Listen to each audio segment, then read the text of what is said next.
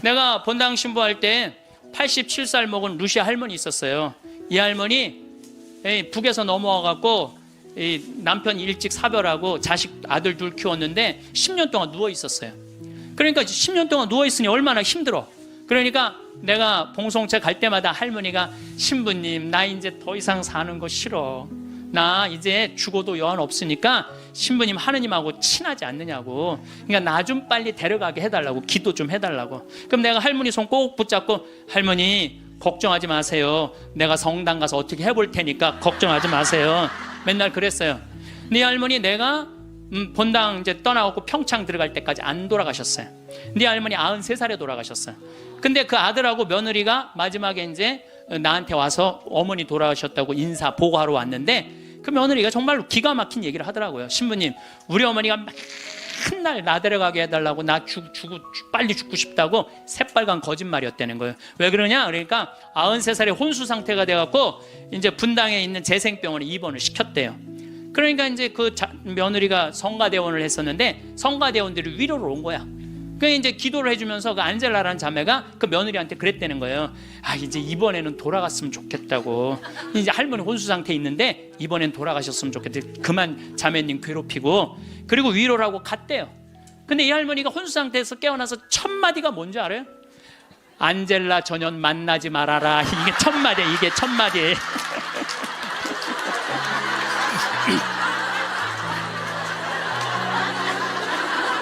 여러분들 죽음이 가까울수록 삶에 대한 애착은 더 강한 거예요. 죽음이 가까울수록 삶에 대한 애착은 더 강한 거예요. 그러니까 어머니 사진 찍읍시다, 영정 사진 찍읍시다, 자식들이 못 들이대요. 또 여러분들 그 수상한 그녀라는 거 봤어요? 할머니가 마지막에 예쁠 때 영정 사진 찍는다고 그러잖아요. 예. 본인들도 영정 사진 안 찍어요. 찍으면 죽어야 되는 줄 알고 그렇게 죽기 싫어하는데 영정 사진 찍어. 그러니까 이제 마지막에 언제 찍느냐면 막 숨 넘어가기 일보 직전에 엄마 영정사진 하나를 준비 못 해놓은 거야. 이걸 찍는 거야, 이걸.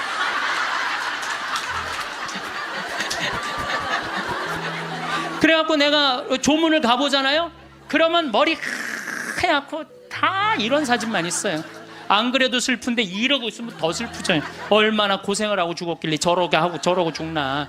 여러분들 영정사진도요 제일 예뻤을 때 찍어 놓으세요. 지난 시간에 끝에 잠깐 말씀드렸지만은 우리 성 필립보 생태마을은 그렇게 한 사제 원로 사제께서 제가 그 강원도 평창에 가서 땅을 보니까 땅이 너무 아름다워요.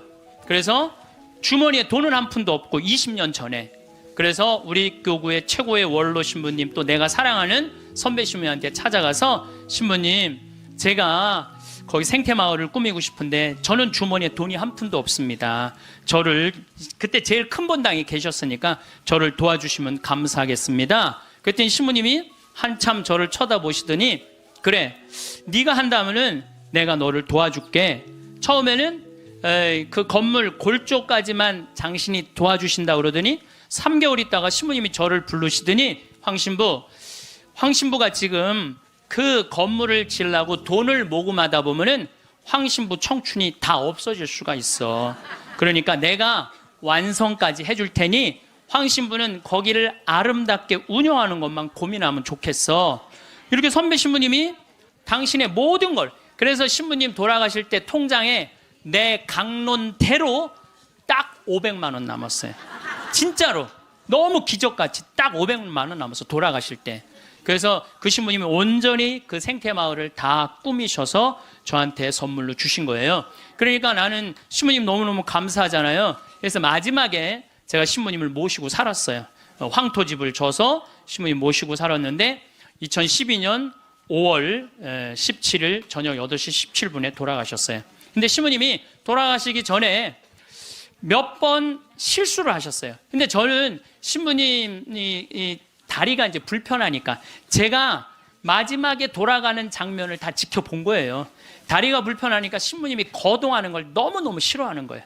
그래도 제가 신부님 어떻게 했느냐면 신부님 움직여야 된다고 움직이자고 그래갖고 어떻게 했느냐면은 나하고 오늘도 부관장 신부가 왔는데 우리는 매년 부관장 신부가 오잖아요. 나하고 부관장 신부가 양쪽에 신부님 팔을 껴. 그리고 거의 들다시피 해갖고 외식을 나가는 거예요. 들다시피. 그럼 신부님이 앉지도 못하면은 양쪽에서 팔을 끼고 들어서 앉혀요. 그러면은 반쯤 누워서 드시죠. 반쯤 누워서 드시는데도 계속 끝까지. 근데 신부님이 마지막에 87살이 되고 마지막 이가 다 다르니까 어떻게 해결을 해드릴 수가 없더라고요. 그러니까 이제 잇몸까지 이제 달아서 이제 없어지는 거죠. 그래 당신이 몇 번 실수를 하셨어요. 실수를 하셨는데 87살이면 실수해도 그거 험은 아니죠. 근데 그걸 혼자 못 견디더라고요. 그걸 혼자 처리하려고 화장실에서 2시간, 3시간을 그걸 혼자 닦아내고 쓸어낸다고. 그래서 그걸 지켜보니까 안 되겠어. 신부님 병원에 모셔야 되겠다. 이제는 병원에 모실 때가 됐다. 그래갖고 이제 빈센트 병원에 신부님을 모셨죠. 근데 신부님을 모셨는데 나는 이번에 처음 알았어요. 신부님이 씹는 걸 까먹는 치매가 온 거야. 치매가 와도요, 밥을 떠넣어드려도 씹지를 않는 거야. 이게 뭐냐면 곡기 끊는 거예요. 그럼 곡기를 끊으면요, 여러분들 죽을 때 가장 편안하게 죽는 건 곡기 끊고 죽는 거예요. 곡기 끊고 죽는 거예요. 죽을 때 가장 편안하게 죽는 건 곡기를 끊으면요, 내가 이제 마지막 병자성사를 다녀보면은요, 곡기 끊은 할머니 할아버지들은요 신음소리도 안 내요. 신음소리도 안 내고 가만히 주무세요. 계속 주무시고, 여러분들 그렇게 갖고 죽을 때요, 마지막에는요, 여러분들 마지막에 죽을 때 황홀하게 죽는 사람들이 있대요. 황홀하게 죽는 사람이 있대요. 그게 신의 마지막 선물인 도파민이 나온대요. 내가 옛날에 강의할 때 그런 얘기 했어요. 사랑할 때 뭐가 나온다고? 도파민이 나온다고 그러니까 바람 많이 피는 사람들이 도파민 많이 나오는 사람들이 바람 많이 피는 거야. 몸에 60이 넘어도 바람 피는 사람들 있죠? 그런 사람들 조사를 해보면 몸에 도파민 막 나오는 거예요. 새로운 여자 찾아다니는 남자들 보면 도파민 많은 거야. 그만큼 사람을 황홀하게 해준대요. 이게 신이 내린 마지막 선물이래. 그런데 마지막 곡기를 끊고 돌아가시는 분들은 마지막에 도파민이 나와서 죽을 때 굉장히 행복하게 죽을 수 있대요. 그러니까 얼마든지 죽을 때 괴롭게 죽는 것만 생각하실 필요는 없다는 거야. 곡기를 그냥 씹는 걸까? 그래서 이제 물리치료사가 와갖고 계속 씹는 법을 가르쳐 주더라고요. 그래서 우리 신부님 이제 도저히 안 되겠다고 씹는 걸 까먹는 치매가 와서 그 다음 조치를 취해야 되겠다는 거야. 그럼 그 다음 조치를 뭐냐니까 목에 구멍을 뚫는 거라는, 목에 구멍을. 영국 이코노미스트지에서, 발음이 잘 안 나오네. 이코노미스트지에서 죽음의 질을 조사했는데 우리나라가 꼴찌예요. 한국인이 가장 준비 없이 혼란스럽고 많은 고통을 받고 가장 많은 비용을 쓰면서 가장 불행하게 죽어간대요. 한국 사람들이. 이게 딱 맞는 얘기야. 제가 지금 장장 9시간에 걸쳐서 죽음에 대한 얘기를 하죠. 근데 왜 우리는 죽음의 준비가 없이 혼란스러우냐? 끝까지 안 죽으려고 그래. 끝까지. 죽음 이후의 세계를 바라지 않기 때문에. 우리나라는 여러분들 터키 사람들은 천당 간다고 믿는 비율이 95%라고 제가 얘기했잖아요. 근데 우리나라 사람은 천당 간다고 믿는 비율이 49%밖에 안 되는 거예요. 그러니까 어떻게 해서든지 수단과 방법을 가리지 않고 끝까지 살려고 노력을 하는 거야. 그러니까 죽을 때 준비가 없는 거예요. 죽음을 받아들이지 않은 거. 혼란스러운 거야. 내가 천국에 갈지 지옥에 갈지 이게 확신이 없으니까 혼란스럽고, 가장 많은 고통을 받아요. 끝까지 약을 투여하니까 고통을 겪는 거예요. 고통을 많이 받고 가장 많은 비용을 써. 이 서양 사람들, 영국 사람들 보면은요, 죽을 때가 되면은요, 받아들이는, 요즘 그런 문화가 그래서 참 안타까운 거는 미국의 대학은 죽음이라는 과목을 강의를 해요. 대학에서. 아예 죽음이라는 것은, 여러분들 우리가 인생의 가장 큰 숙제 중에 하나가 뭘까요? 죽음이에요. 근데 거기에 대해서 우리는 아는 게 하나도 없어. 그냥 안 죽으려고만 그래. 아는 거 없이 안 죽으려고만. 죽음학이라는 게 있다니, 죽음학이라는 게. 그래서 나는 우리나라 적어도 대학 정도면 죽음학을 가르쳐야 된다고 생각을 해요. 죽음에 대해서. 제가 마지막에 괴롭게 죽는 분들을 너무 많이 봤거든. 병자성사 쫓아가서 보면은 막 피를 토하고 막 온몸을 떨고 죽는 사람들도 많아요. 그런데 정말로 곱게 죽는 할머니들, 내가 정말로 잊지 않는 할머니야. 비산동 보자니까 22년 전 보자 때인데 새벽에 막 사정환을 두들기는 거예요. 나가보니까 그냥 덩치가 이만한 고등학교 2학년 3학년 여학생인데, 신부님 우리 어머니 돌아가셔요 그런데 99살이래. 그래갖고 새벽에 쫓아갔죠. 쫓아갔는데 내가 가니까 할머니 참 곱더라고요. 그런데 내가 병자성사라는데 아들이 어머니 신부님 오셨어요. 그러니까 나하고 눈을 마주치더니 내가 병자성사 전례를 하는데 내 손 따뜻하더라고. 손이 내 손을 잡고 전례가 마지막 우리 주 그리스도를 통하여 비나이다 하는데 딱 돌아가시더라고요. 아주 그 할머니는 내 생각에는 그냥 직천당 간 거야. 자, 여러분들 이제 내가 죽을 때 암이 걸렸어. 그럼요, 제일 좋은 건요, 호스피스 병동에 들어가는 거예요. 근데 호스피스 병동은 언제 안 받아주냐면 막 죽기 전에, 일보 직전에 안 받아줘요. 언제 받아주냐면 정신이 온전할 때, 거동이 가능할 때. 그 호스피스 병동에 들어가면은요, 모르핀이 한 대 200원이에요. 마약이 한 대 200원이에요. 그거 마약이요, 원도 한도 없이 놔줘요. 마지막에 호스피스 병동에서는. 그러니까 마지막까지 생각만 바꾸면 마지막까지 원도 한도 없이 마약 맞고 죽을 수 있어. 그래서 이걸 뭐라고 그러냐면은 암성 통증이 없게 해준다는 거예요. 암성 통증이. 근데 여러분들 엄청난 차이가 있어요. 끝까지 살라고 항암제 하잖아요. 그럼 마지막까지 고통스럽게 살다가 죽는 거야. 근데 내가 80이 넘으면, 여러분들 지난번에 삼성의료원에서 조사를 해봤대요. 80이 넘어갖고 항암의 의미가 있느냐 없느냐, 아무 의미가 없다는 거예요. 이렇게나 3개월 후에 죽고 저렇게나 3개월 후에 똑같이 죽는다는 거야. 근데 차라리 모르핀을 맞으면서 암성 통증을 죽여가면서 깨끗하게 마지막 준비하고 떠나는 게 훨씬 낫다는 거예요. 근데 우리는 안 죽으려고 그래서 문제인 거예요. 안 죽으려고 끝까지 희망의 끈을 놓지 않는 거지. 자식들이 그게 효도라고 생각하는데 절대 효도가 아니에요. 마지막까지 부모를 괴롭히는 거예요. 그래서 여러분들도 때가 되면은 그냥 호스피스 병동에 들어가서 마약 원도 한도 없이 맞고 죽으셔요. 죽을 때.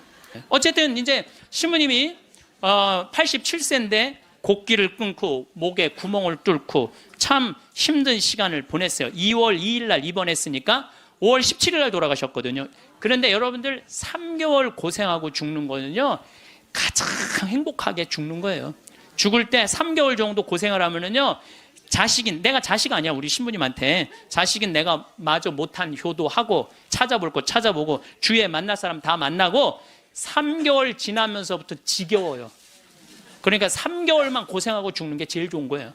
진짜 좋은 건 지쳐서 죽는 거고, 그냥.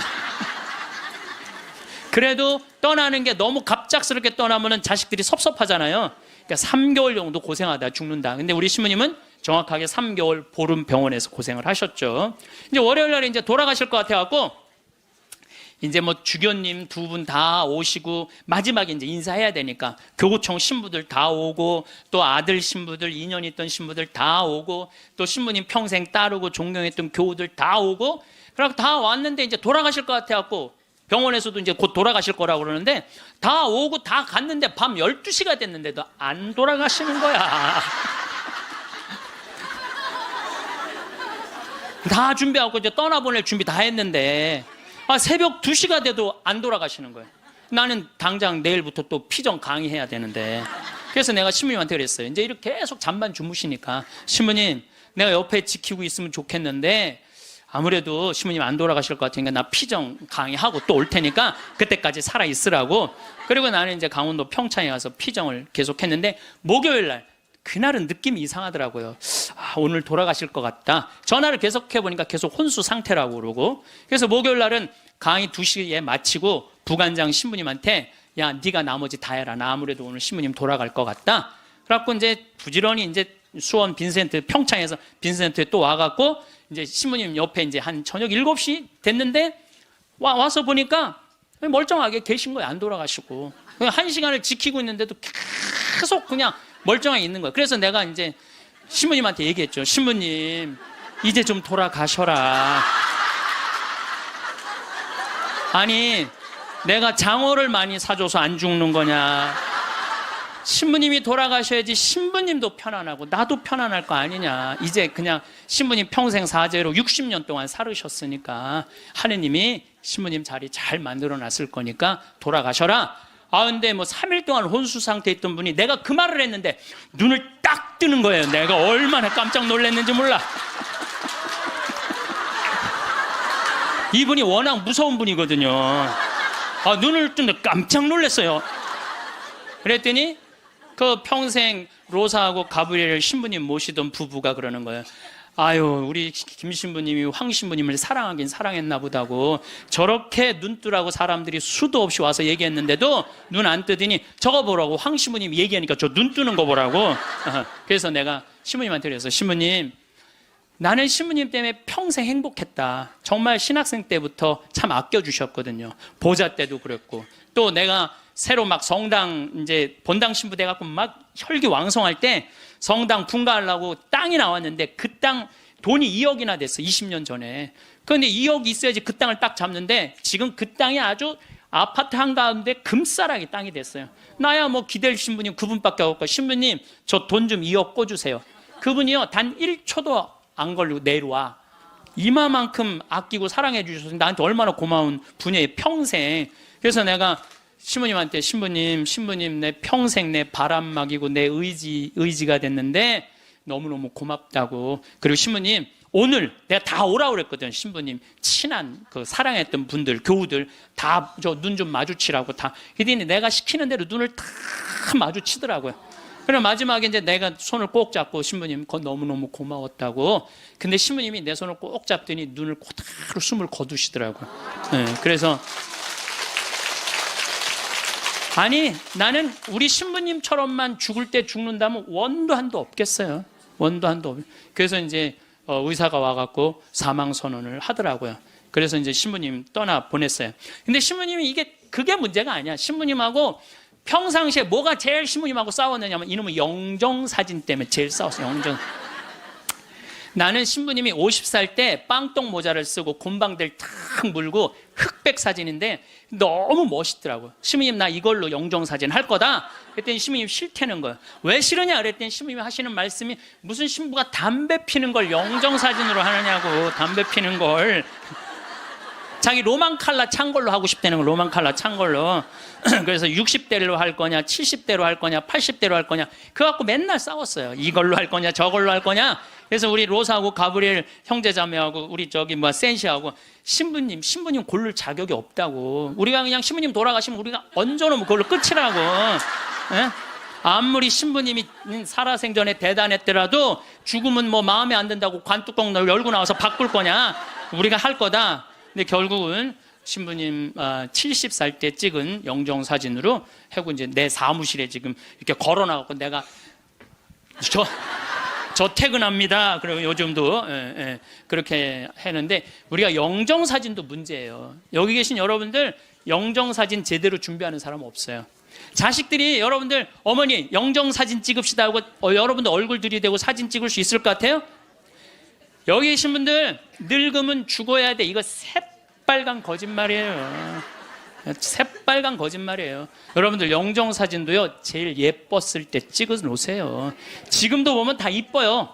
지금 보면 다 이뻐. 그럼 예쁘게 화장도 하고 곱게 해서 뭐 머리가 하얀 분은 꽃모자 쓰면 되잖아. 꽃모자 딱 쓰고 얼마나 좋아요.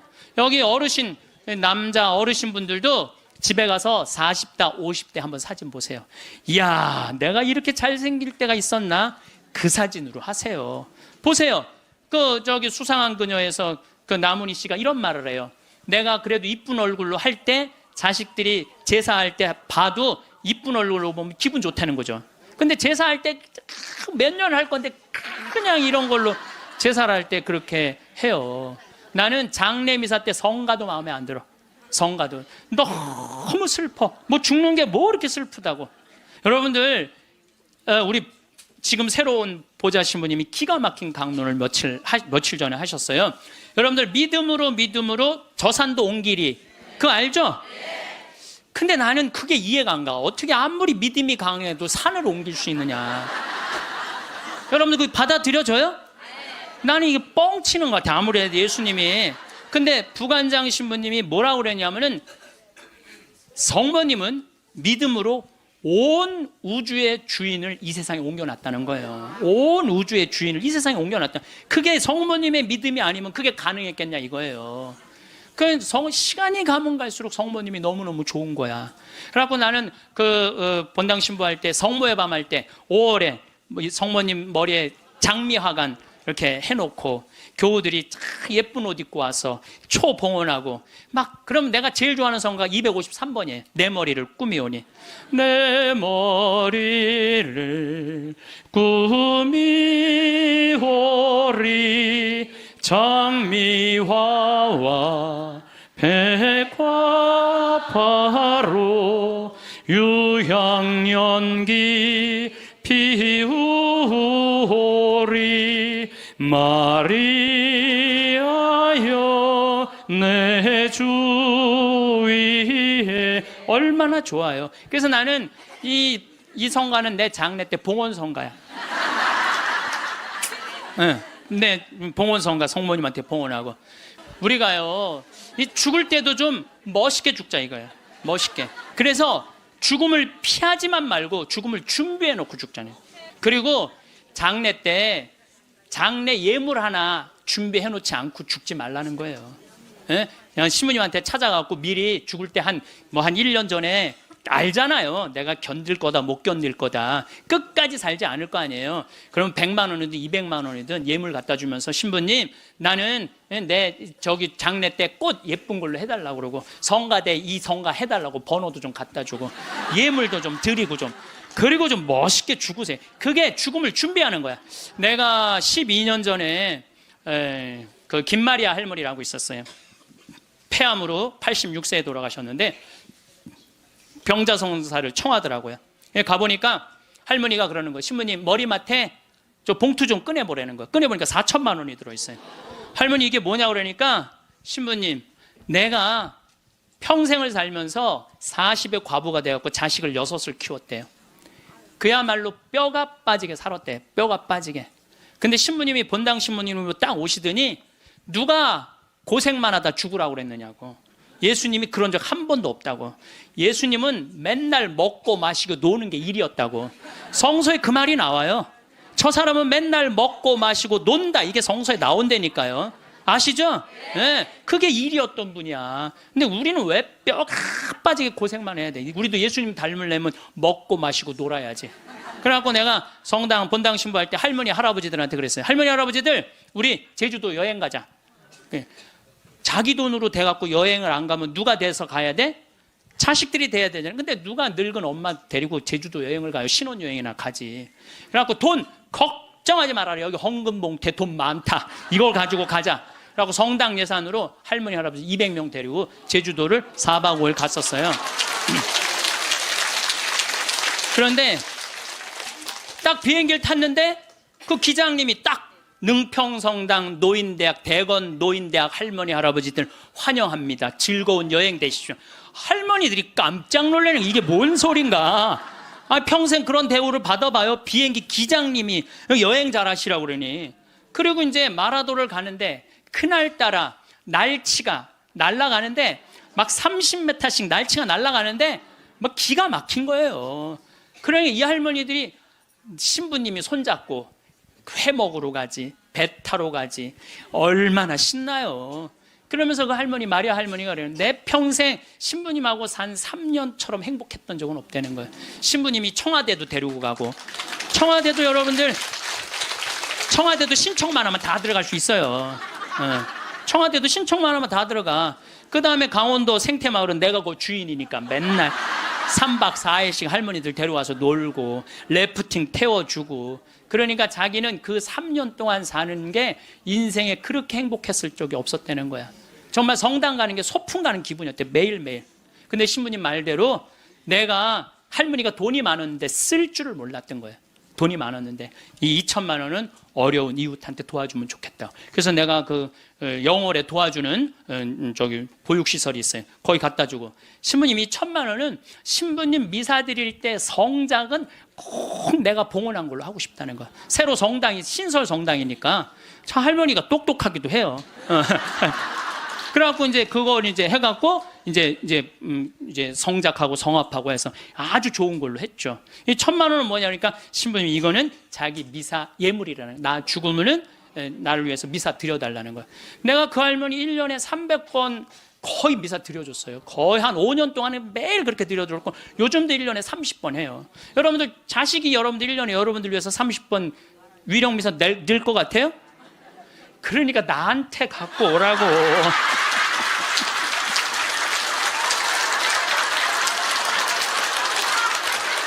이거는 농담이에요. 이거는 농담이고, 본당 시부님한테 갖다 드리세요. 본당 시부님한테.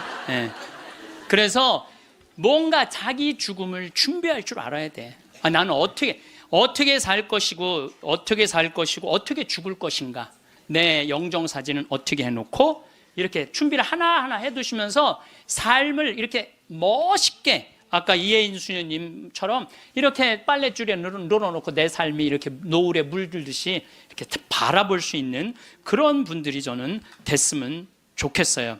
여러분, 우리 생태마을에 매년 이제 정월만 되면 나한테 와갖고 세배를 하는 아이들이 있어요.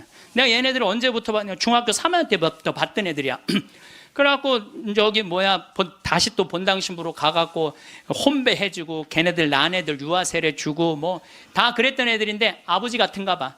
근데 사실은 1월 1일에 오면은 나는 1년 동안 에너지를 다 쏟아 넣어갖고 12월 한 25일부터 한 1월 5일까지는 아무도 안 봐요. 내 방에만 있죠. 그냥 혼자 있는 게 너무너무 좋으니까. 그래서 와도 잘 안 놀아줘요. 안 놀아주는데도 20년 동안 변함없이 오는 거야. 마음이 짠하더라고요. 그래서 작년에도 또, 올해도 또 왔고, 작년에 왔길래 얘들아, 내가 너희들하고 못 놀아줘서 미안해. 너무 내가 지치고 힘들 때 니네들이 와서 못 놀아줘서 미안한데, 대신 2017년 9월 30일부터 10월 9일까지 지금 다 직장 다니니까 황금 연휴야. 내가 그때 너희들이랑 동유럽 여행을 갈게. 그랬더니 얘네들이 너무 신난다는 거야. 그래갖고 얘네들이 벌써 개모임을 시작을 한 거야. 근데 여러분들, 사람이라는 게요, 계획이 있잖아요. 삶이 지겹지가 않아요. 내가 1년 후에 무슨 일을 하고 3년 후에 무슨 일을 할 거라는 계획이 있잖아요. 삶이 지겹지가 않아요. 벌써 이제 1년을 모았대. 자기네들이 무슨 카톡 방도 만들어 놨대. 그래갖고 맨날 그거 뭐 크로아티아를 갈 거냐, 무슨 폴란드를 갈 거냐, 자기 모여서 얘기하는 것만 해도 즐거운 거예요. 모여서 얘기하는 것만 해도. 그래서 여러분들도 계획을 세우세요. 얘네들이 뭐 한 달에 한 20만 원씩 모은대요. 그러면 충분히 갔다 오거든요. 아니 뭐 무슨 사치를 하라고 그래? 낭비를 하라고 그래? 지금 2년 전부터 모아갖고 한 5년 모아갖고 가는 건데 자기네끼리 너무너무 행복하대요. 그래갖고 거기 벌써 뭐 20명이나 모였대. 한 10명 데리고 가려고 그랬더니 우리 직원들도 자기네들도 간다는 거야. 네. 저는 여러분들, 제가 요즘 아프리카 봉사를 참 많이 하잖아요. 난 우리 직원들한테 이번 연말에 직원들 회의를 하는데 직원들한테 너무너무 고마운 게, 얘네들 분유를 대주는 그 기관에서 작년 말로 분유를 끊었대요. 수녀님이 걱정을 하더라고. 그래서 내가 우리 직원들한테 넌지시 얘기했어요. 야, 거기 분유 우리 잠비아 우리 생태마을 직원들이 모아서 보내주면 안 될까? 그랬더니 직원들이 막 회의를 하더니 30명 직원들이 하겠다고. 보니까 1년 내내 분유를 대줄 수 있겠더라. 우리 직원들이 이렇게 내는 걸 보니까. 우리 또 보좌 신부님은 11조를 또 한대요. 신부된 지 1년밖에 안 된 신부인데 자기는 꼭 11조 하나님한테 봉헌한대요. 전 신부는 안 그래도 되는데 굳이 그럼 보좌 신부가 이제 한 달에 이제 10만 원씩 내놓을 것 같아 보니까. 그러니까 뭐 합치면은 걔네들 뭐 분유 충분하게 먹을 수 있을 것 같아. 그래서 여러분들도 아프리카 가는 거를 멀게 생각하지 마세요. 아프리카 여러분들 얼마면 가느냐면 비행기가 한 230만 원이야. 그리고 여러분들 한 달에 30만 원이면 여러분들 먹는 거 충분히 떨어져요.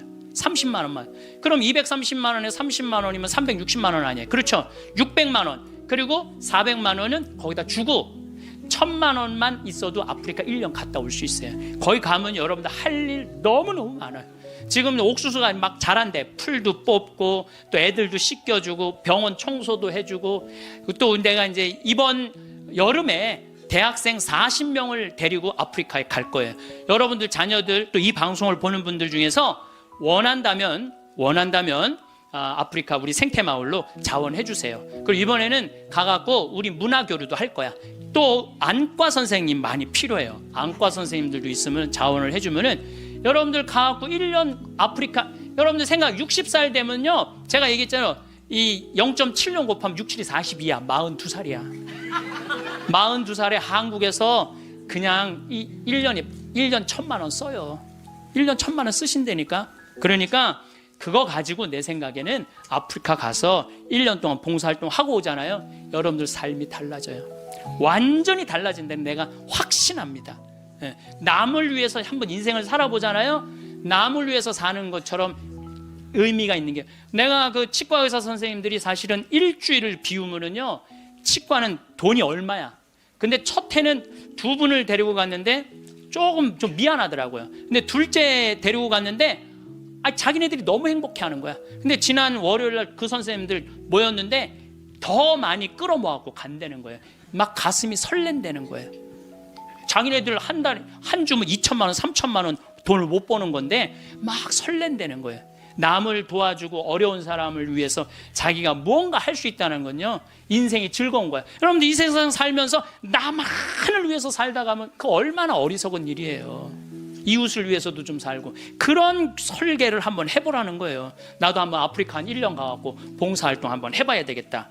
그런, 우리가 한국에서 욕심 부리면서 지지고 볶고하지 말고 맨날 싸우고 죽이는 것만 보고 그러지 말고, 좀 그 아름다운 데 가갖고 수녀님들하고 같이 기도도 좀 하고, 그 아프리카에 수사님 수녀님들 많으시거든요. 그 수녀님들하고 얘기도 좀 하고, 영어 안 돼도 다 통해요. 걱정하지 마세요. 말 안 해도 다 통하니까 걱정하지 마시고, 내가 한번 그런 도전을 해보면은요, 사는 게 즐거울 거야. 근데 그냥 오늘이 저날이고 저날이 이날이고 이런 사람들은요, 사는 게 너무너무 재미없어요. 지난 시간에 끝에 잠깐 말씀드렸지만은 우리 성 필립보 생태마을은 그렇게 한 사제, 원로 사제께서, 제가 그 강원도 평창에 가서 땅을 보니까 땅이 너무 아름다워요. 그래서 주머니에 돈은 한 푼도 없고 20년 전에, 그래서 우리 교구의 최고의 원로 신부님, 또 내가 사랑하는 선배 신부님한테 찾아가서, 신부님, 제가 거기 생태마을을 꾸미고 싶은데 저는 주머니에 돈이 한 푼도 없습니다. 저를, 그때 제일 큰 본당에 계셨으니까 저를 도와주시면 감사하겠습니다. 그랬더니 신부님이 한참 저를 쳐다보시더니, 그래, 네가 한다면은 내가 너를 도와줄게. 처음에는 그 건물 골조까지만 당신이 도와주신다 그러더니 3개월 있다가 신부님이 저를 부르시더니, 황신부가 지금 그 건물을 지으려고 돈을 모금하다 보면은 황신부 청춘이 다 없어질 수가 있어. 그러니까 내가 완성까지 해줄 테니 황신부는 거기를 아름답게 운영하는 것만 고민하면 좋겠어. 이렇게 선배 신부님이 당신의 모든 걸, 그래서 신부님 돌아가실 때 통장에 내 강론대로 딱 500만 원 남았어요. 진짜로 너무 기적같이 딱 500만 원 남았어, 돌아가실 때. 그래서 그 신부님이 온전히 그 생태마을을 다 꾸미셔서 저한테 선물로 주신 거예요. 그러니까 나는 신부님 너무너무 감사하잖아요. 그래서 마지막에 제가 신부님을 모시고 살았어요. 황토집을 줘서 신부님 모시고 살았는데 2012년 5월 17일 저녁 8시 17분에 돌아가셨어요. 근데 신부님이 돌아가시기 전에 몇 번 실수를 하셨어요. 근데 저는 신부님이 다리가 이제 불편하니까, 제가 마지막에 돌아가는 장면을 다 지켜본 거예요. 다리가 불편하니까 신부님이 거동하는 걸 너무너무 싫어하는 거예요. 그래도 제가 신부님 어떻게 했느냐면, 신부님 움직여야 된다고, 움직이자고. 그래갖고 어떻게 했느냐면은, 나하고 오늘도 부관장 신부가 왔는데, 우리는 매년 부관장 신부가 오잖아요. 그러니까 나하고 부관장 신부가 양쪽에 신부님 팔을 껴. 그리고 거의 들다시피 해갖고 외식을 나가는 거예요. 들다시피. 그럼 신부님이 앉지도 못하면은 양쪽에서 팔을 끼고 들어서 앉혀요. 그러면은 반쯤 누워서 드시죠. 반쯤 누워서 드시는데도 계속 끝까지. 근데 신부님이 마지막에 87살이 되고 마지막 이가 다 다르니까 어떻게 해결을 해드릴 수가 없더라고요. 그러니까 이제 잇몸까지 이제 달아서 이제 없어지는 거죠. 그래, 당신이 몇 번 실수를 하셨어요.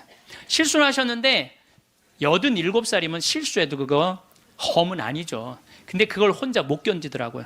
그걸 혼자 처리하려고 화장실에서 2시간, 3시간을 그걸 혼자 닦아내고 쓸어낸다고. 그래서 그걸 지켜보니까 안 되겠어. 신부님 병원에 모셔야 되겠다. 이제는 병원에 모실 때가 됐다. 그래갖고 이제 빈센트 병원에 신부님을 모셨죠. 근데 신부님 모셨는데 나는 이번에 처음 알았어요. 신부님이 씹는 걸 까먹는 치매가 온 거야. 치매가 와도요, 밥을 떠넣어드려도 씹지를 않는 거야. 이게 뭐냐면 곡기 끊는 거예요. 그럼 곡기를 끊으면요, 여러분들 죽을 때 가장 편안하게 죽는 건 곡기 끊고 죽는 거예요. 곡기 끊고 죽는 거예요. 죽을 때 가장 편안하게 죽는 건 곡기를 끊으면요, 내가 이제 마지막 병자성사를 다녀보면은요, 곡기 끊은 할머니 할아버지들은요 신음소리도 안 내요. 신음소리도 안 내고 가만히 주무세요. 계속 주무시고, 여러분들 그렇게 갖고 죽을 때요, 마지막에는요, 여러분들 마지막에 죽을 때 황홀하게 죽는 사람들이 있대요. 황홀하게 죽는 사람이 있대요. 그게 신의 마지막 선물인 도파민이 나온대요. 내가 옛날에 강의할 때 그런 얘기 했어요. 사랑할 때 뭐가 나온다고? 도파민이 나온다고 그러니까 바람 많이 피는 사람들이 도파민 많이 나오는 사람들이 바람 많이 피는 거야. 몸에 60이 넘어도 바람 피는 사람들 있죠? 그런 사람들 조사를 해보면 몸에 도파민 막 나오는 거예요. 새로운 여자 찾아다니는 남자들 보면 도파민 많은 거야.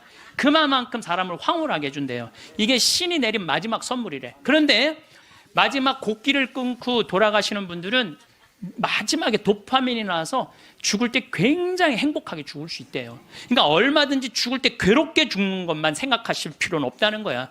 곡기를 그냥 씹는 걸까? 그래서 이제 물리치료사가 와갖고 계속 씹는 법을 가르쳐 주더라고요. 그래서 우리 신부님 이제 도저히 안 되겠다고 씹는 걸 까먹는 치매가 와서 그 다음 조치를 취해야 되겠다는 거야. 그럼 그 다음 조치를 뭐냐니까 목에 구멍을 뚫는 거라는, 목에 구멍을. 영국 이코노미스트지에서, 발음이 잘 안 나오네. 이코노미스트지에서 죽음의 질을 조사했는데 우리나라가 꼴찌예요. 한국인이 가장 준비 없이 혼란스럽고 많은 고통을 받고 가장 많은 비용을 쓰면서 가장 불행하게 죽어간대요. 한국 사람들이. 이게 딱 맞는 얘기야. 제가 지금 장장 9시간에 걸쳐서 죽음에 대한 얘기를 하죠. 근데 왜 우리는 죽음의 준비가 없이 혼란스러우냐? 끝까지 안 죽으려고 그래요. 끝까지. 죽음 이후의 세계를 바라지 않기 때문에. 우리나라는 여러분들 터키 사람들은 천당 간다고 믿는 비율이 95%라고 제가 얘기했잖아요. 근데 우리나라 사람은 천당 간다고 믿는 비율이 49%밖에 안 되는 거예요. 그러니까 어떻게 해서든지 수단과 방법을 가리지 않고 끝까지 살려고 노력을 하는 거야. 그러니까 죽을 때 준비가 없는 거예요. 죽음을 받아들이지 않은 거야. 혼란스러운 거야. 내가 천국에 갈지 지옥에 갈지 이게 확신이 없으니까 혼란스럽고, 가장 많은 고통을 받아요. 끝까지 약을 투여하니까 고통을 겪는 거예요. 고통을 많이 받고 가장 많은 비용을 써.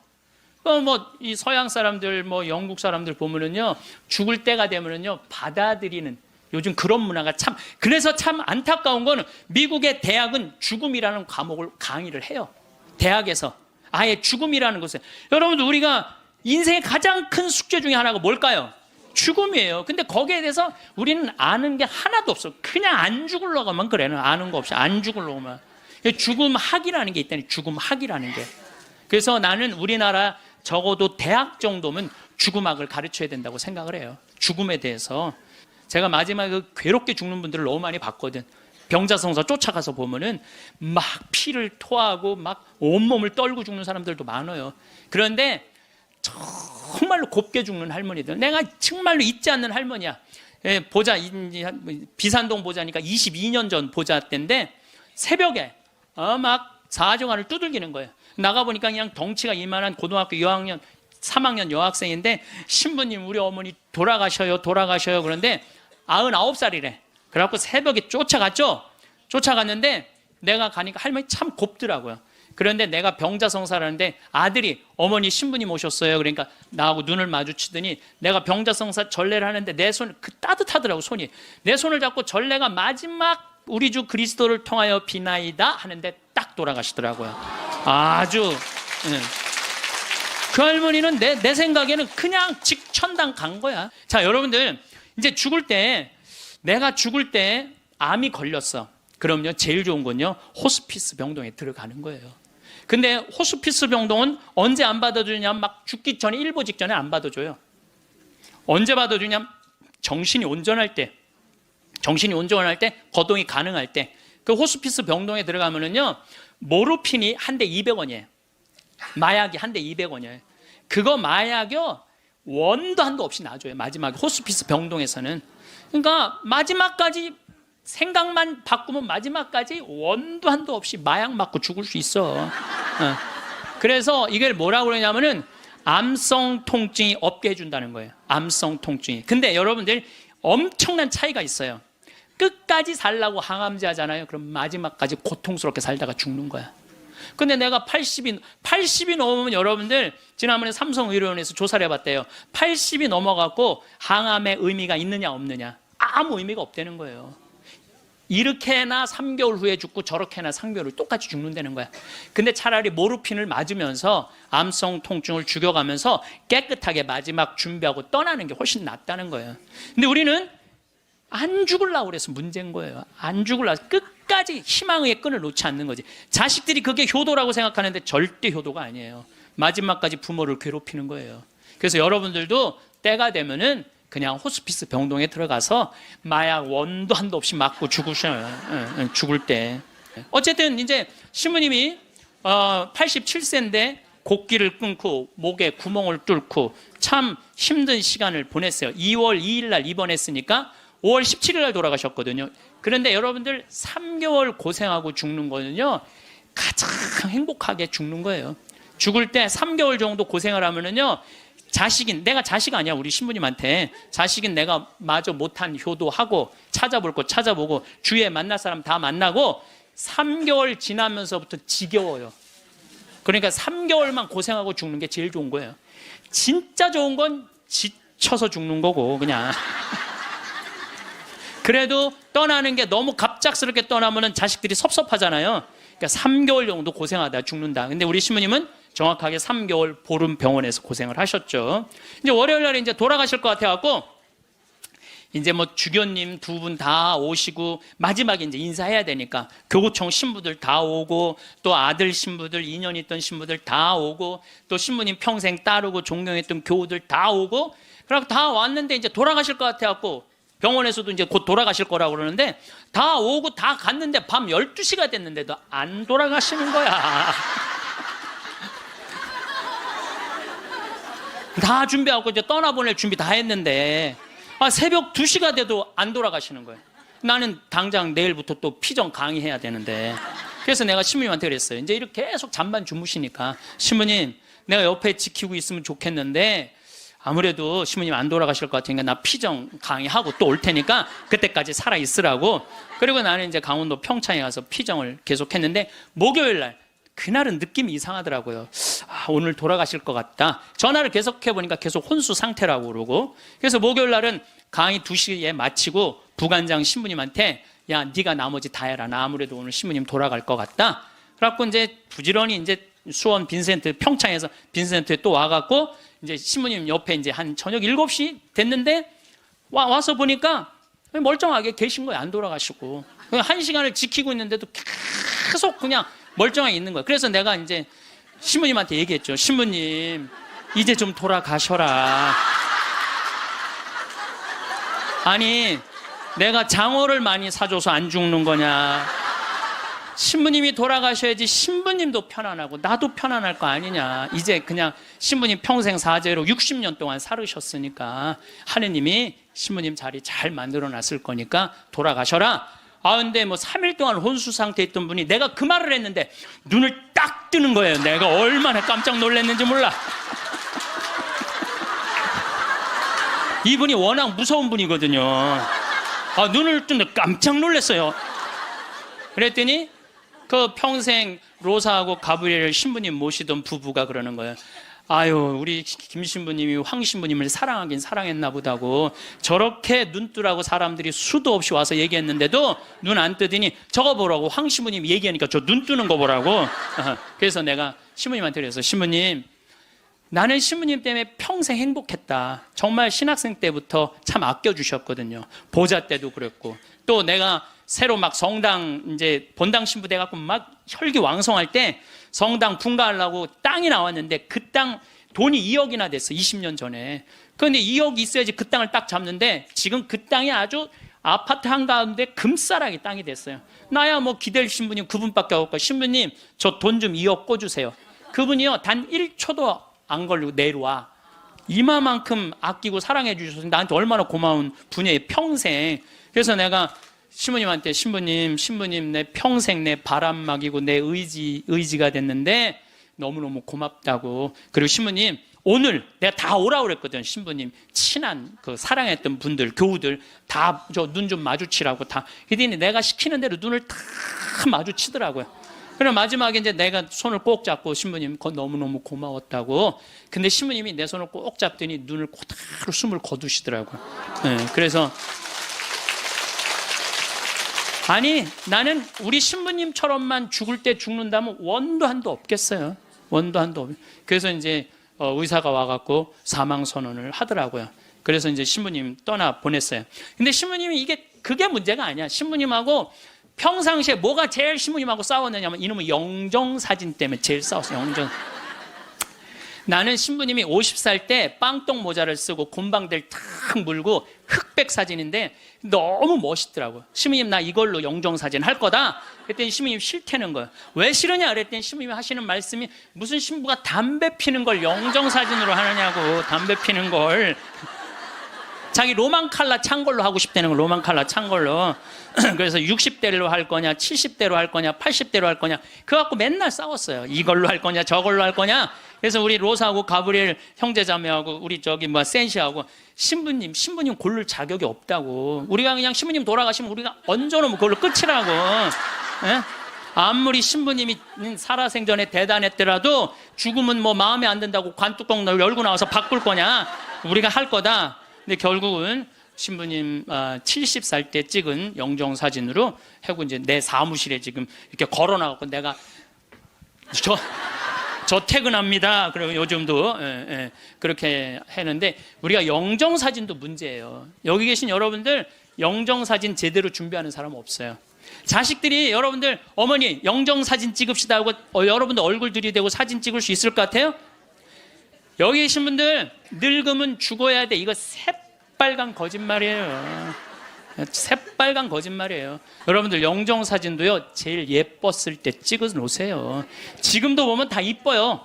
지금 보면 다 이뻐. 그럼 예쁘게 화장도 하고 곱게 해서 뭐 머리가 하얀 분은 꽃모자 쓰면 되잖아. 꽃모자 딱 쓰고 얼마나 좋아요. 여기 어르신 남자 어르신 분들도 집에 가서 40대 50대 한번 사진 보세요. 이야 내가 이렇게 잘생길 때가 있었나. 그 사진으로 하세요. 보세요. 수상한 그녀에서 그 나문희 씨가 이런 말을 해요. 내가 그래도 이쁜 얼굴로 할 때 자식들이 제사할 때 봐도 이쁜 얼굴로 보면 기분 좋다는 거죠. 근데 제사할 때 몇 년 할 건데 그냥 이런 걸로 제사를 할 때 그렇게 해요. 나는 장례미사 때 성가도 마음에 안 들어. 성가도 너무 슬퍼. 뭐 죽는 게 뭐 이렇게 슬프다고. 여러분들 우리 지금 새로운 보좌 신부님이 기가 막힌 강론을 며칠 전에 하셨어요. 여러분들 믿음으로 저산도 온 길이 그거 알죠? 근데 나는 그게 이해가 안 가. 어떻게 아무리 믿음이 강해도 산을 옮길 수 있느냐. 여러분들 그거 받아들여져요? 나는 이게 뻥치는 것 같아. 아무리 해도 예수님이. 근데 부관장 신부님이 뭐라고 그랬냐면은 성모님은 믿음으로 온 우주의 주인을 이 세상에 옮겨놨다는 거예요. 온 우주의 주인을 이 세상에 옮겨놨다. 그게 성모님의 믿음이 아니면 그게 가능했겠냐 이거예요. 그 시간이 가면 갈수록 성모님이 너무너무 좋은 거야. 그래갖고 나는 본당 신부할 때 성모의 밤 할 때 5월에 성모님 머리에 장미화관 이렇게 해놓고 교우들이 예쁜 옷 입고 와서 초봉헌하고 막. 그럼 내가 제일 좋아하는 성가 253번이에요. 내 머리를 꾸미오니 내 머리를 꾸미오리 장미화와 백화파로 유향연기 피우리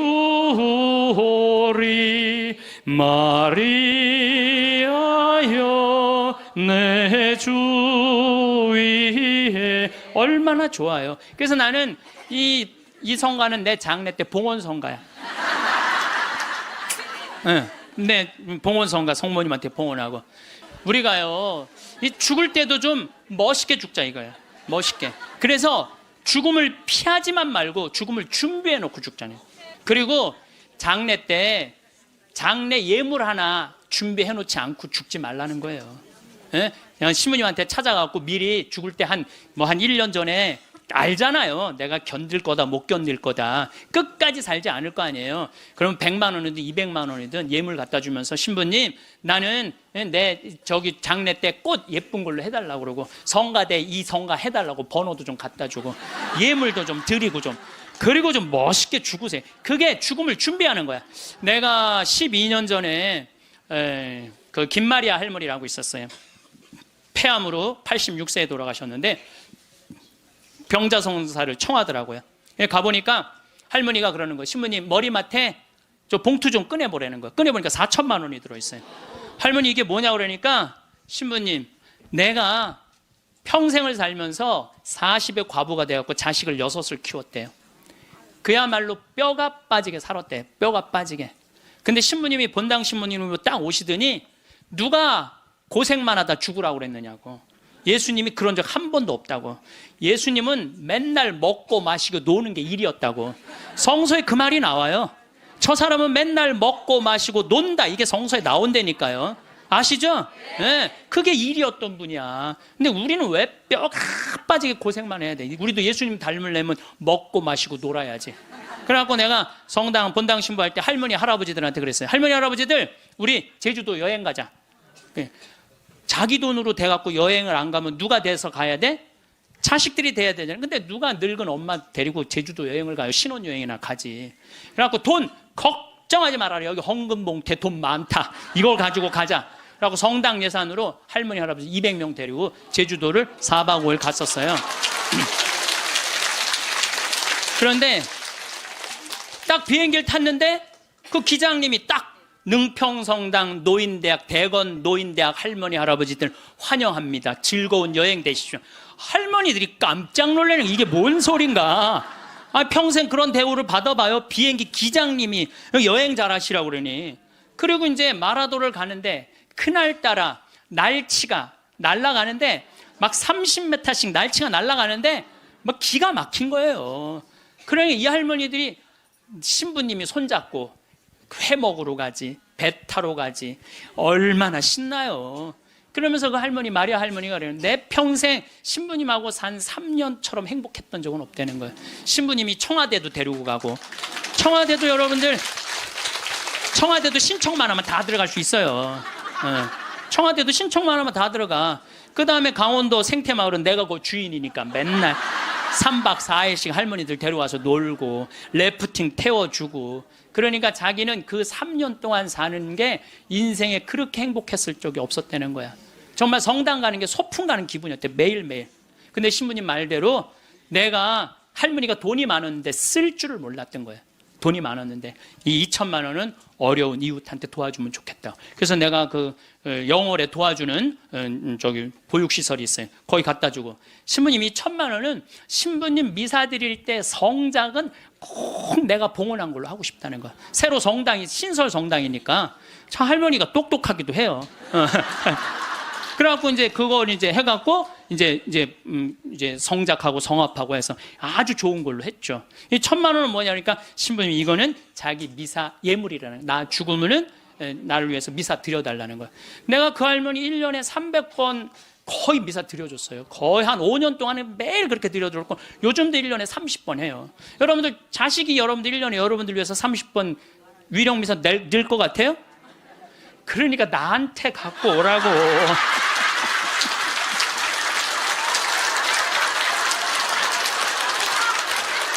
이거는 농담이에요. 이거는 농담이고 본당 신부님한테 갖다 드리세요. 본당 신부님한테. 그래서 뭔가 자기 죽음을 준비할 줄 알아야 돼. 나는 어떻게 살 것이고 어떻게 살 것이고 어떻게 죽을 것인가, 내 영정 사진은 어떻게 해놓고 이렇게 준비를 하나하나 해두시면서 삶을 이렇게 멋있게, 아까 이혜인 수녀님처럼 이렇게 빨랫줄에 늘어놓고 내 삶이 이렇게 노을에 물들듯이 이렇게 바라볼 수 있는 그런 분들이 저는 됐으면 좋겠어요. 여러분, 우리 생태마을에 매년 이제 정월만 되면 나한테 와갖고 세배를 하는 아이들이 있어요. 내가 얘네들을 언제부터 봤냐? 중학교 3학년 때부터 봤던 애들이야. 그래갖고 저기 다시 또 본당 신부로 가갖고 혼배해주고 걔네들 난 애들 유아세례 주고 뭐 다 그랬던 애들인데 아버지 같은가 봐. 근데 사실은 1월 1일에 오면은 나는 1년 동안 에너지를 다 쏟아 넣어갖고 12월 한 25일부터 한 1월 5일까지는 아무도 안 봐요. 내 방에만 있죠. 그냥 혼자 있는 게 너무너무 좋으니까. 그래서 와도 잘 안 놀아줘요. 안 놀아주는데도 20년 동안 변함없이 오는 거야.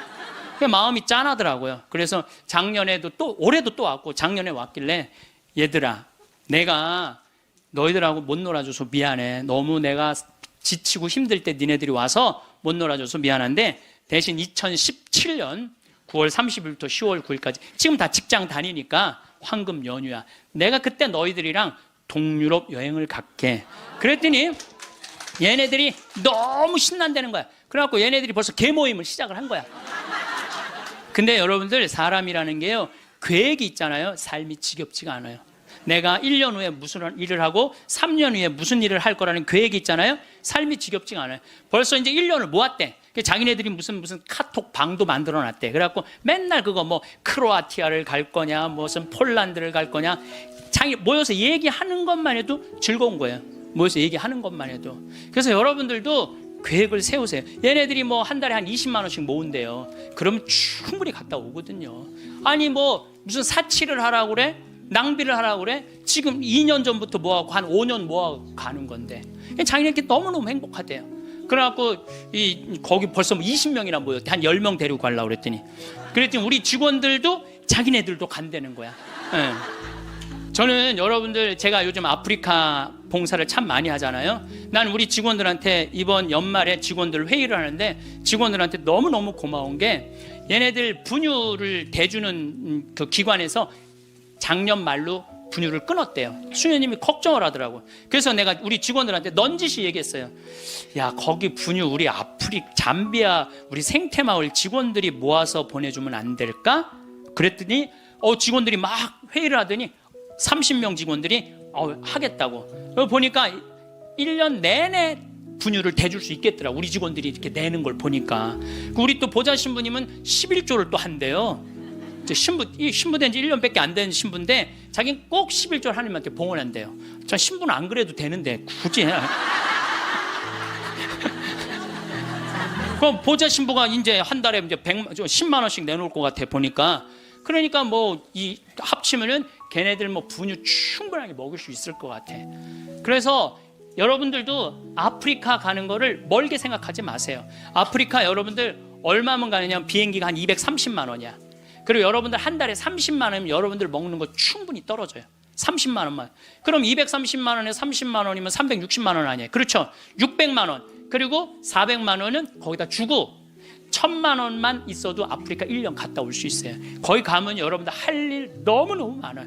지금 옥수수가 막 자란대. 풀도 뽑고 또 애들도 씻겨주고 병원 청소도 해주고, 또 내가 이제 이번 여름에 대학생 40명을 데리고 아프리카에 갈 거예요. 여러분들 자녀들 또 이 방송을 보는 분들 중에서 원한다면 아프리카 우리 생태마을로 자원해 주세요. 그리고 이번에는 가갖고 우리 문화교류도 할 거야. 또 안과 선생님 많이 필요해요. 안과 선생님들도 있으면 자원을 해주면은 여러분들 가갖고 1년 아프리카, 여러분들 생각 60살 되면요, 제가 얘기했잖아요.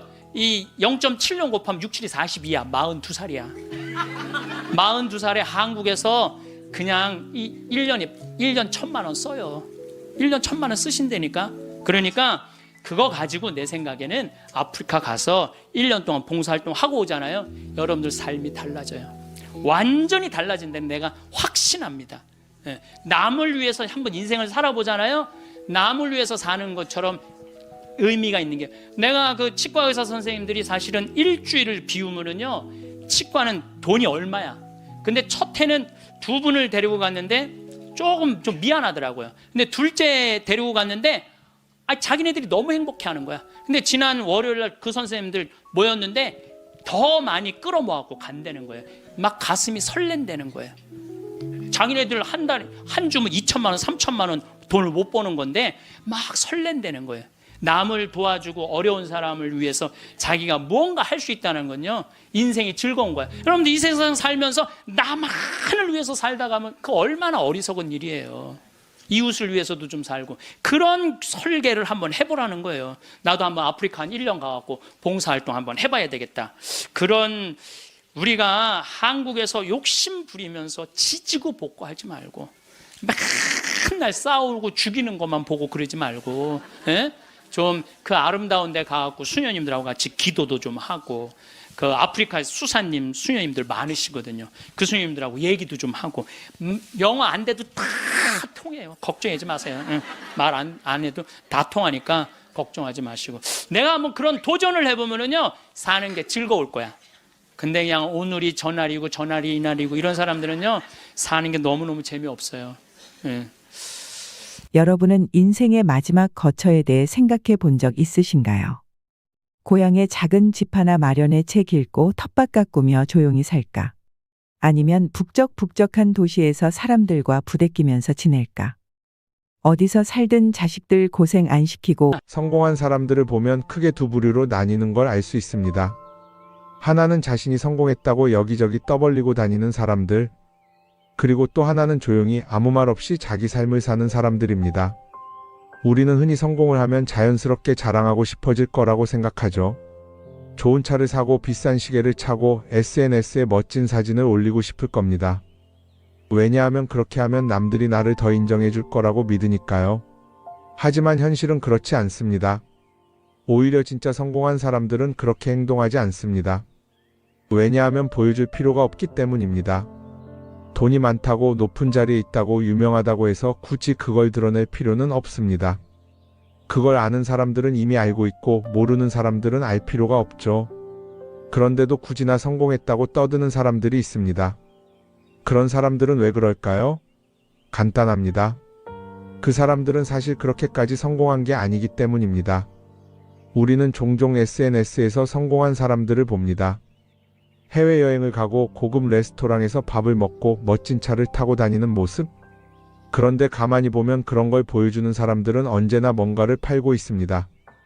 강의를 팔든 자기 브랜드를 홍보하든 아니면 단순히 자기 자존감을 유지하려고 하든 간에 결국 목적이 있는 거죠. 진짜 부자들은 그렇게 하지 않습니다. 오히려 조용히 아무도 모르게 자기 일을 합니다. 왜냐하면 자랑해서 얻을 게 없기 때문입니다.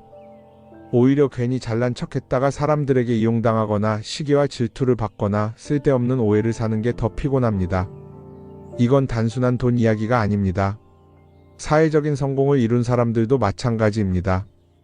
진짜 실력 있는 사람들은 자기 실력을 굳이 떠벌리지 않습니다. 왜냐하면 그럴 필요가 없으니까요. 자기 분야에서 최고라면 사람들이 먼저 알아서 찾아옵니다. 반대로 실력이 부족한 사람일수록 자기를 포장하려고 애씁니다. 우리가 흔히 듣는 말이 있죠. 빈수레가 요란하다. 이 말이 괜히 있는 게 아닙니다. 정말 내실이 있는 사람들은 굳이 시끄럽게 굴지 않습니다. 반대로 겉만 번지르르한 사람들은 자기가 얼마나 대단한지 떠들고 다닙니다. 이걸 좀 더 현실적인 예로 들어볼까요? 동창회에 나가면 꼭 이런 사람이 있습니다. 옛날에는 별거 아니었는데 갑자기 잘 됐다고 나타나서 자기가 얼마나 성공했는지 자랑하는 사람. 처음에는 다들 와 대단하다 하고 들어주지만 시간이 지나면 어떨까요?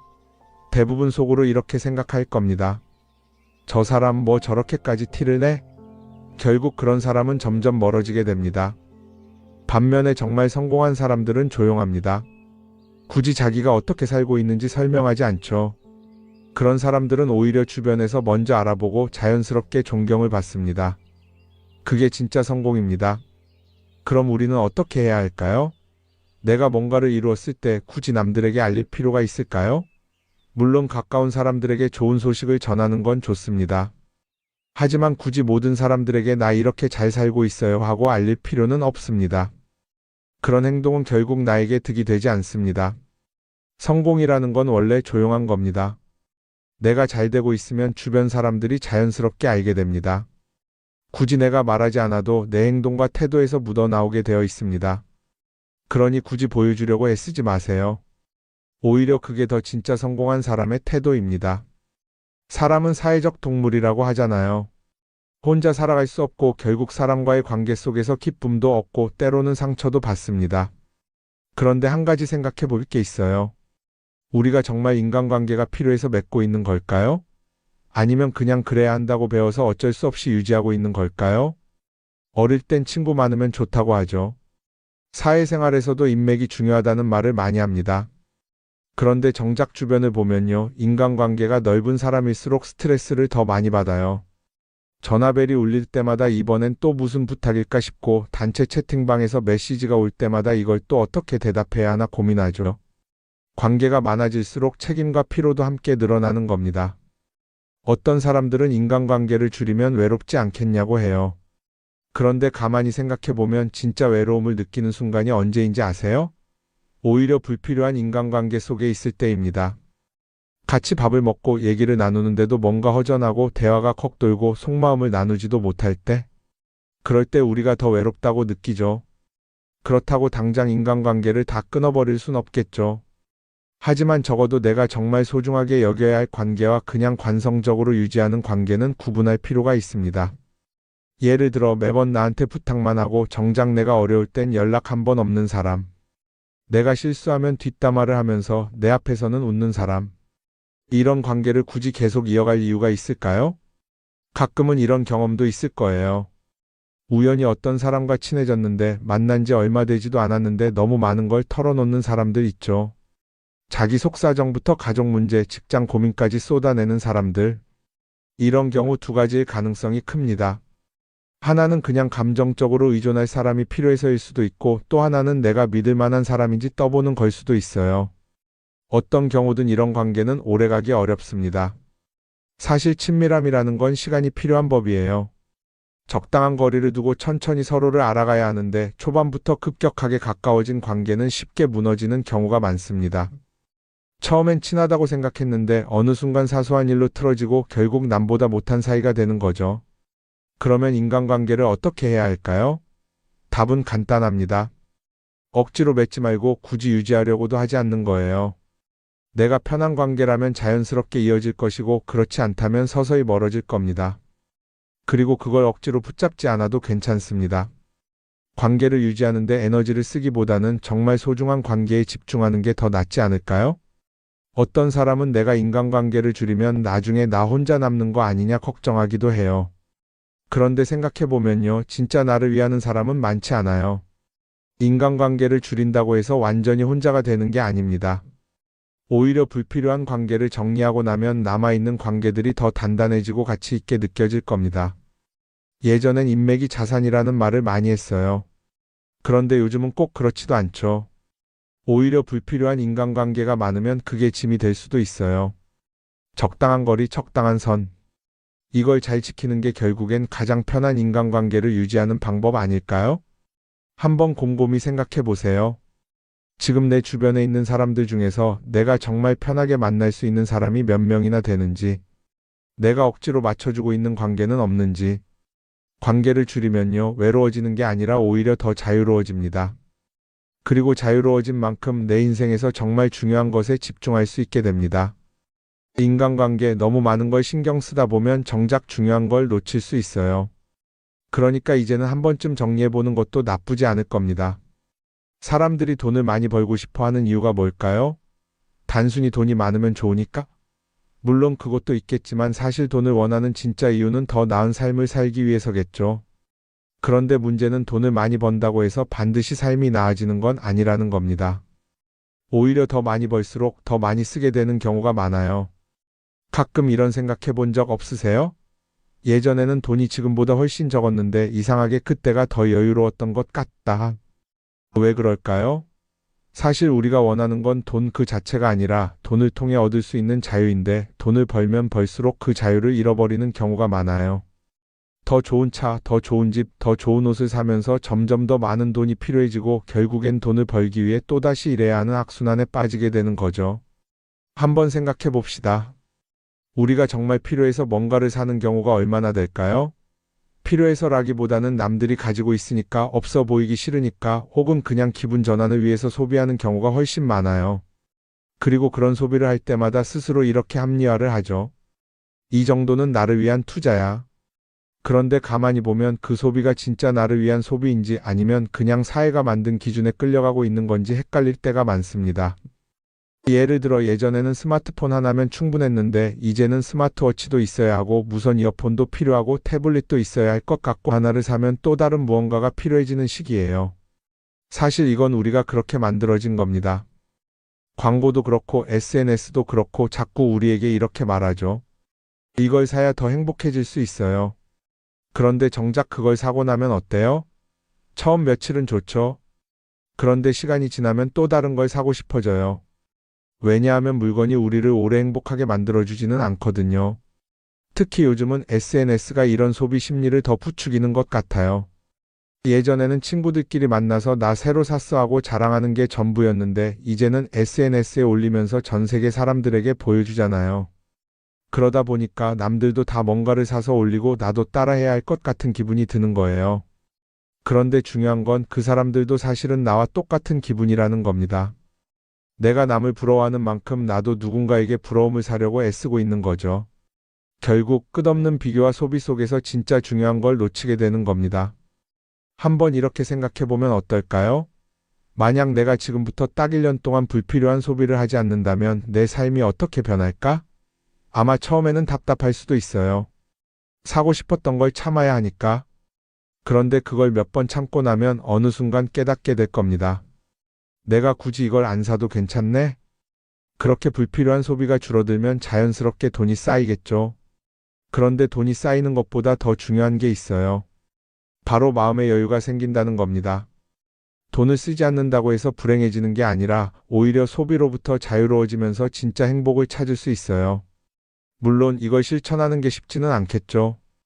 우리 주변에는 소비를 부추기는 것들이 너무 많으니까요. 하지만 적어도 이런 건 해볼 수 있습니다. 뭔가를 사고 싶을 때 한 번만 스스로에게 물어보는 거예요. 이게 정말 나한테 필요한 걸까? 아니면 그냥 순간적인 욕심일까? 만약 그 질문을 던졌을 때 5초 안에 당연히 필요하지 라는 답이 나오지 않는다면 사실 그건 없어도 되는 물건일 가능성이 큽니다. 정말 필요한 건 고민할 필요도 없이 바로 떠오르거든요. 그러니까 이제는 한 번쯤 생각해 봐야 할 것 같아요. 나는 지금 내가 원하는 삶을 살고 있는 걸까? 아니면 남들이 만든 기준에 맞추기 위해 내 시간을 팔고 있는 걸까? 소비를 줄인다는 건 단순히 돈을 아끼는 게 아닙니다. 그건 결국 내 삶의 선택권을 되찾는 일이거든요. 돈을 많이 버는 것도 중요하지만 더 중요한 건 그 돈을 어떻게 쓰느냐입니다. 그리고 때로는 아무것도 사지 않는 게 최고의 선택일 수도 있어요. 우리는 요즘 SNS 없이 사는 게 거의 불가능한 시대에 살고 있죠. 아침에 눈 뜨자마자 휴대폰을 확인하고 출근길에도 SNS를 보고 잠들기 전까지도 계속 들여다봅니다. 그러면서 남들이 어떻게 사는지 보고 나도 모르게 비교하게 되고 때로는 초조해지기도 하죠. SNS에 올라오는 사진들 한번 보세요. 맛집에서 멋진 음식을 먹고 해외여행을 다니고 좋은 옷을 입고 성공한 삶을 사는 사람들. 그런데 가만히 보면 이 사람들이 정말 행복해서 저런 사진을 올리는 걸까요? 아니면 그냥 행복해 보이고 싶은 걸까요? 실제로 SNS에 가장 많이 올라오는 사진이 뭔지 아세요? 남들이 부러워할 만한 순간들입니다. 집에서 편하게 쉬고 있는 모습이나 출근길에 지친 얼굴, 어제 먹다 남은 배달 음식 사진 같은 건 잘 안 올리죠. 대신 멋진 레스토랑, 명품 가방, 고급 호텔 같은 것들이 올라옵니다. 왜 그럴까요? 결국 SNS는 보여주기 위한 공간이기 때문입니다. 여기서 중요한 게 있어요. 우리가 SNS에서 보는 건 그 사람의 삶 전체가 아니라 편집된 일부 장면이라는 겁니다. SNS는 마치 한 편의 다큐멘터리나 영화처럼 잘 꾸며진 장면들만 보여줍니다. 그런데도 우리는 그걸 보면서 아, 저 사람은 나보다 더 행복하구나 하고 착각하죠. 예를 들어 SNS에서 한 친구가 해외여행을 가서 아름다운 풍경을 찍어 올렸다고 해볼게요. 우리는 그걸 보면서 부럽다, 나도 저렇게 살고 싶다라고 생각하겠죠. 그런데 정작 그 친구는 사진을 찍고 나서도 일 때문에 스트레스를 받고 있을 수도 있고 여행 비용을 감당하느라 카드가 걱정을 하고 있을 수도 있습니다. 그 부분은 우리는 알 수가 없죠. 그런데 문제는 이렇게 남들과 비교하는 습관이 쌓이면 결국 내 삶이 초라하게 느껴진다는 겁니다.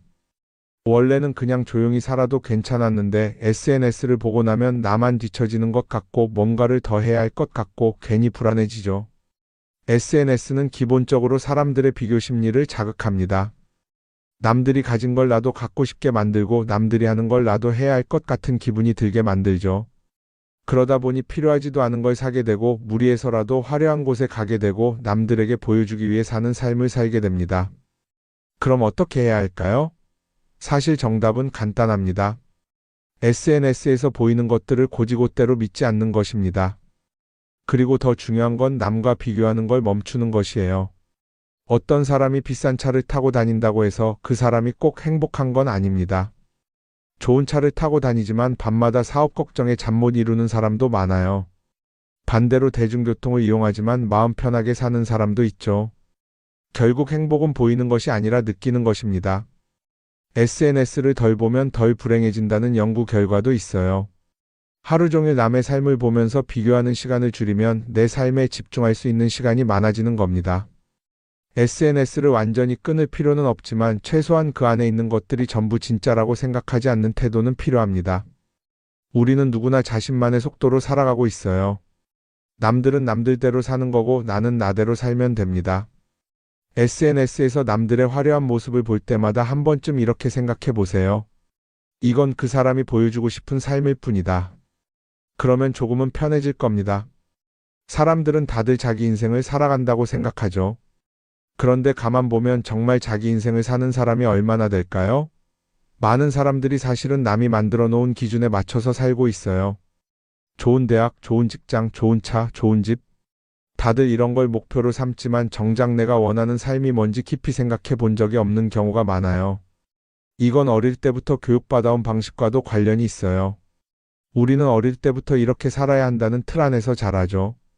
공부 열심히 해서 좋은 성적을 받아야 하고 좋은 직장을 가져야 하고 결혼도 적당한 때에 해야 하고 마치 인생이 정해진 수순이라도 있는 것처럼요.